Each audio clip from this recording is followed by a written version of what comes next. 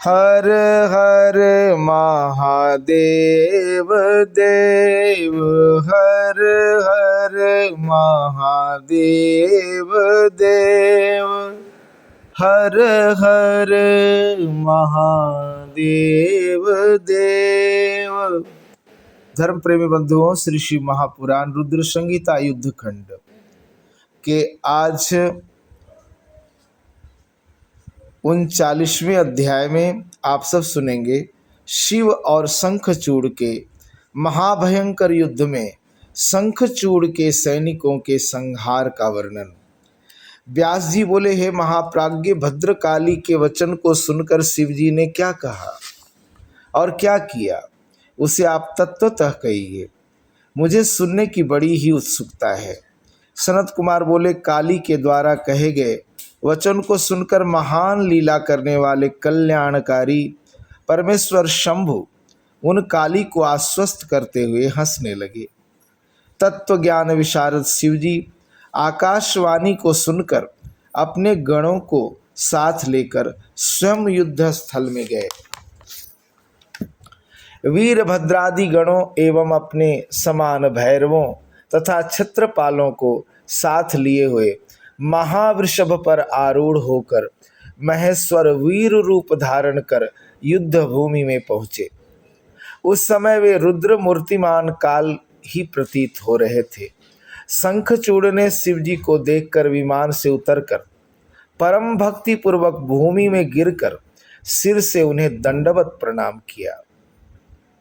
जबकि उसे युद्ध करना था, लेकिन उसने अपना जो सदाचार है, जैसा कि काली के साथ भी वह युद्ध कर रहा था, तो काली को भी दंडवत प्रणाम किया, नारायणास्त्र को प्रणाम किया, ब्रह्मास्त्र को प्रणाम किया। और अभी जब शिव जी युद्ध करने के लिए पहुँचे हैं, तो वह विमान से उतरकर परम भक्ति पूर्वक भूमि में गिरकर सिर से उन्हें दंडवत प्रणाम किया।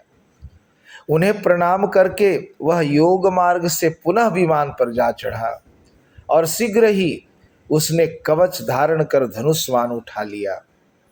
ऐसा भी युद्ध। उसके बाद शिव तथा उन दानवों का 100 वर्ष पर्यंत घनघोर युद्ध होता रहा, जिसमें निरंतर वर्षा करते हुए मेघों के समान वाणों की वर्षा हो रही थी। महावीर शंखचूड़ शिव जी पर दारुण वाण छोड़ रहा था, किंतु शंकर जी अपने वाणों से उन्हें छिन्न भिन्न कर देते थे। दुष्टों को दंड देने वाले तथा सज्जनों के रक्षक विरूपाक्ष महारुद्र ने अत्यंत क्रोधपूर्वक अपने शस्त्र समूहों से उसके अंगों पर प्रहार किया। उस दानव ने भी वेग युक्त होकर अपनी तीक्ष्ण तलवार एवं ढाल लेकर शिव जी के श्रेष्ठ वाहन वृषभ के सिर पर प्रहार किया। वृषभ पर प्रहार किए जाने पर शंकर जी ने तीक्ष्ण धार वाले छुरे से लीलापूर्वक शीघ्र ही उसके खड्ग एवं अति उज्ज्वल ढाल को काट दिया। तब ढाल के कट जाने पर उस दानव ने शक्ति चलाई, किंतु शिव जी ने अपने वाण से सामने आई हुई उस शक्ति के 2 टुकड़े कर दिए। तब क्रोध से व्याकुल दानव शंखचूड़ ने चक्र से प्रहार किया, किंतु शिव जी ने सहसा अपनी मुष्टि के प्रहार से उसे भी चूर्ण कर दिया। इसके बाद उसने शिव जी पर बड़े वेग से गदा से प्रहार किया, किंतु शिव जी ने उसे भी छिन्न भिन्न करके भस्म कर दिया। तब क्रोध से व्याकुल दानवेश्वर शंखचूड़ हाथ में परशु लेकर वेग से शिव जी की ओर दौड़ा। शंकर ने बड़ी शीघ्रता से लीला पूर्वक अपने वान समूहों से हाथ में परशु लिए हुए उस असुर को आहत कर पृथ्वी पर गिरा दिया। तत्पश्चात थोड़े ही देर में वह सचेत हो रथ पर आरूढ़ होकर दिव्य आयुध एवं वाण धारण कर समस्त आकाश मंडल को व्याप्त कर शोभित होने लगा। उसे अपनी ओर आता हुआ देखकर शिवजी ने आदर पूर्वक डमरू बजाया और धनुष की प्रत्यंचा की दूषा ध्वनि भी की। प्रभु गिरीश ने श्रृंगनाद के द्वारा सारी दिशाएं पूरित कर दी और स्वयं असुरों को भयभीत करते हुए गर्जना करने लगे। नंदीश्वर ने हाथी के महागर्भ को छुड़ा देने वाले महानादों से सहसा पृथ्वी, आकाश तथा आठों दिशाओं को पूर्ण कर दिया। महाकाल ने बड़ी तेजी से दौड़कर अपने दोनों हाथों को पृथ्वी एवं आकाश पर पटक दिया, जिससे पहले के शब्द तिरोहित हो गए। इसी प्रकार उस महायुद्ध में क्षत्रपाल ने अशुभ सूचक अट्टहास किया तथा भैरव ने भी नाद किया। युद्धस्थल में महान कोलाहल होने लगा और गणों के मध्य में चारों ओर सिंह गर्जना होने लगी। उन भयदायक एवं कर्कश शब्दों से सभी दानव व्याकुल हो उठे। महाबलवान दानवेंद्र उसे सुनकर अत्यंत क्रोध हो उठा। जब शिवजी ने कहा, रे दुष्ट, खड़ा रह, खड़ा रह, उसी समय देवताओं एवं गणों ने भी शीघ्र जय जयकार की। इसके बाद महाप्रतापी दंभपुत्र ने आकर ज्वाला माला के समान अत्यंत भीषण शक्ति शिवजी पर चलाई। क्षत्रपाल ने अग्नि ज्वाला के समान आती हुई उस शक्ति को बड़ी शीघ्रता से युद्ध में आगे बढ़कर अपने मुख से उत्पन्न उल्का से नष्ट कर दिया। उसके बाद पुनः शिवजी एवं उस दानव का महाभयंकर युद्ध होने लगा, जिससे पर्वत, समुद्र एवं जलाशयों के सहित पृथ्वी एवं द्युलोक कंपित हो उठे। दंभपुत्र शंखचूड़ के द्वारा छोड़े गए सैकड़ों हजारों वानों को शिवजी अपने उग्र वानों से छिन्न भिन्न कर रहे थे तथा शिवजी के द्वारा छोड़े गए सैकड़ों हजारों वानों को वह भी अपने उग्र वानों से छिन्न भिन्न कर देता था। तब शिवजी अत्यंत क्रोधित हो अपने त्रिशूल से दानव पर प्रहार किया। उसके प्रहार को सहने में असमर्थ वह मूर्छित होकर पृथ्वी पर गिर पड़ा।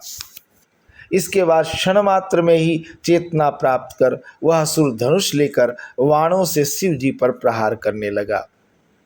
उस प्रतापी दानवराज शंखचूड़ ने 10,000 भुजाओं का निर्माण कर 10,000 चक्रों से शंकर जी को ढक दिया। तदंतर कठिन दुर्गति के नाशकर्ता दुर्गापति शंकर जी ने कुपित होकर अपने श्रेष्ठ वानों से शीघ्र ही उन चक्रों को काट दिया। तब बहुत सारी सेना से घिरा हुआ वह दानव बड़े वेग से सहसा गदा उठाकर शंकर जी को मारने के लिए दौड़ा। दुष्टों के गर्भ को नष्ट करने वाले शिवजी ने क्रुद्ध होकर तीक्ष्ण धार वाली तलवार से शीघ्र ही उसकी गदा भी काट दी। तब अपनी गदा के छिन्न भिन्न हो जाने पर उस दानव को बड़ा क्रोध उत्पन्न हुआ और उस तेजस्वी ने शत्रुओं के लिए असह्य अपना प्रज्वलित त्रिशूल धारण किया। शिवजी ने हाथ में त्रिशूल लेकर आते हुए उस सुदर्शन धनुजेश्वर के हृदय में बड़े वेग से अपने त्रिशूल से प्रहार किया। तब त्रिशूल से विदीर्ण शंखचूड़ के हृदय से एक पराक्रमी श्रेष्ठ पुरुष निकला और खड़े रहो इस प्रकार कहने लगा। उसके निकलते ही शिवजी ने हंसकर शीघ्र अपने खड्ग से उसके शब्द करने वाले भयंकर सिर को काट दिया, जिससे वह पृथ्वी पर गिर पड़ा।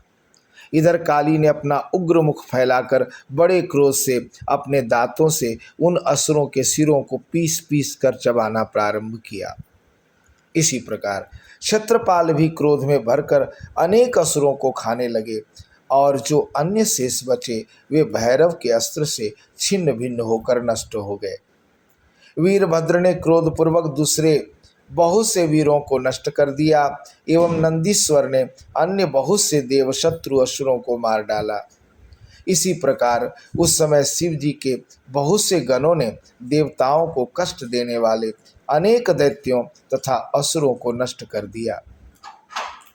इस प्रकार उसकी बहुत सी सेना नष्ट हो गई और भय से व्याकुल हुए अनेक दूसरे वीर भाग गए। इस प्रकार श्री शिव महापुराण के अंतर्गत द्वितीय रुद्र संहिता के पंचम युद्ध खंड में शंखचूड़ सैन्य वध वर्णन नामक 39वां अध्याय पूर्ण हुआ। हर हर महादेव देव। ये था 39वां अध्याय और कल 40वें अध्याय में आप सब सुनेंगे शिव और शंखचूड़ का युद्ध, आकाशवाणी द्वारा शंकर को युद्ध से विरत करना, विष्णु का ब्राह्मण रूप धारण कर शंखचूड़ का कवच मांगना, कवचहीन शंखचूड़ का भगवान शिव द्वारा वध, सर्वत्र हर्षोल्लास की कथा। आज के लिए इतना ही। धन्यवाद।